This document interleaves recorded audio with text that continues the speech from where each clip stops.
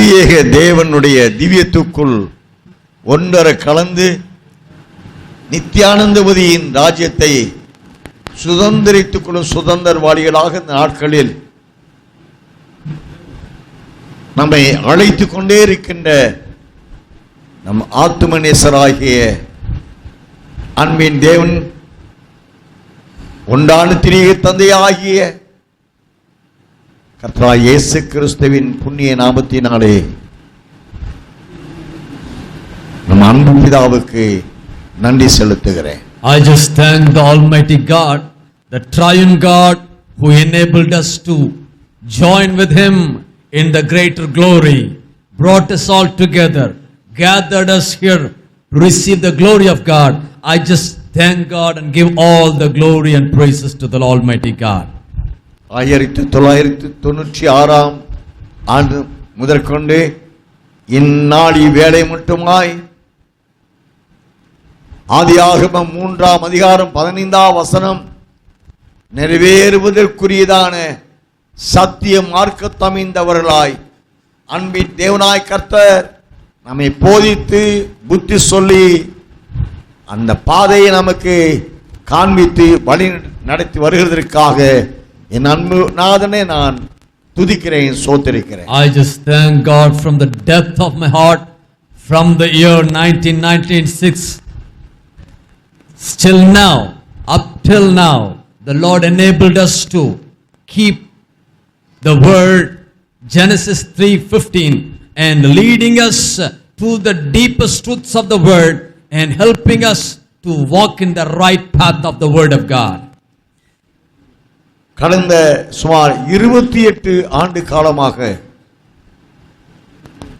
ஆதியாகமம் 3ஆம் அதிகாரம் 15ஆம் வசனத்தை அதை சார்ந்த தேவ தீர்மானங்கள் என்ற திட்டத்தை நிறைவேற்றி முடிக்கும்படியான பாதையில் அதற்கு தேவ திட்டத்தை சார்ந்த சத்திய வசனங்களை நம்மோடு போதித்து இசைவாய் நம்மை வளர்ப்பித்துக் கொண்டிருக்கிற திருத்துவ நாதனை நான் போற்றுகிறேன், துதிக்கிறேன். Once again I give all the glory and praises unto God who reveal all the deeper truths about the last days regarding the text from Genesis chapter 3 verse 15 to complete and fulfill all the necessary regardings, necessary works related to this text, regarding to this truth.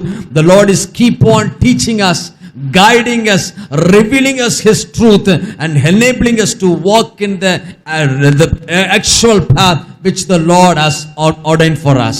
ஆதாம் ஏவாளை வீழ்த்தின பின்பு அதே ஆதாமுக்கு அளிக்கப்பட்ட திருத்துவ மகத்துவமான மகிமையின் சாயலோடு தான் ஆதாமோடு ஒன்றித்துக் கொண்டு ஆதாம் தன்னோடு ஒன்றித்துக் கொண்ட அதை சாத்தான் இழக்க வைத்து விட்டானே என்ற மிகுந்த ஏக்கம் அன்பின் பிதாவாய தந்தைக்கு உண்டு. The Father God was deeply burdened, sorrowful in his heart, heavy in his heart, that the glory which He gave to the early man and Adam and Eve, because of the sin which he committed, the deception of Satan, he was totally angry with the devil because the glory which he shared with a human being has been casted away.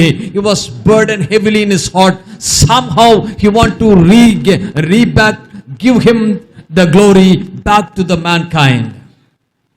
அந்த தேவனுடைய திவ்யத்துவத்துக்குள் இருந்த ஆதாம் அதை இழந்து போனான் என்ற நிலையிலும் மறுபடியும் இரண்டாம் ஆதாமின் மூலமாகவும் இரண்டாம் ஆதாமாகிய இயேசு கிறிஸ்துவின் சந்ததியான பரிசுத்த சுதந்திரவாளிகளான மனவாட்டியின் மூலமாகவும் இழந்து போன திருத்துவ தேவனுடைய திவ்யத்துக்குள்ளாய் மனுக்குலம் மறுபடியும் மறைந்து கொண்டு தன்னோடு வாழ வேண்டும் என்று தேவனால் ஏற்படுத்தப்பட்ட திட்டம்தான் யுத்த களம், போர்க்களம்.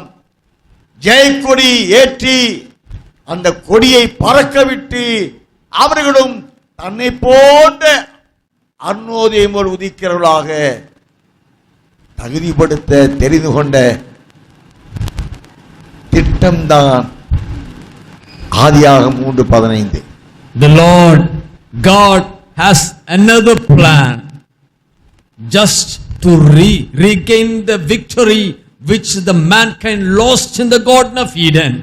The Lord was planned again to give back the glory through the second Adam, the Lord Jesus Christ, enabling and strengthening and equipping the bride, the group and congregation of saints, so that they can receive the glory and victoriously overcome the devil and raising a banner of victory, claiming the glory of God, taking place of the stand of the place, the glory which the first Adam lost. The humankind have to receive the glory back. That is the plan of God for the bride. இந்த திட்டத்தை அறிந்து கொண்ட பழையேற்பாட்டு கால 40 தீர்க்கதரிசிகளை கொண்டும் பின்பு 41 அப்போஸ்தலர்களை கொண்டு கிருபையின் காலத்திலும் ஆதியாகமம் 3:15 படியான ஒரு போர்க்களம் ஆங்காங்கே ஏற்படுத்தப்பட்டது. ஆனால் அந்த போர்க்களத்தின் முடிவில் அநேகரை சாத்தான் தோற்கடித்தான்.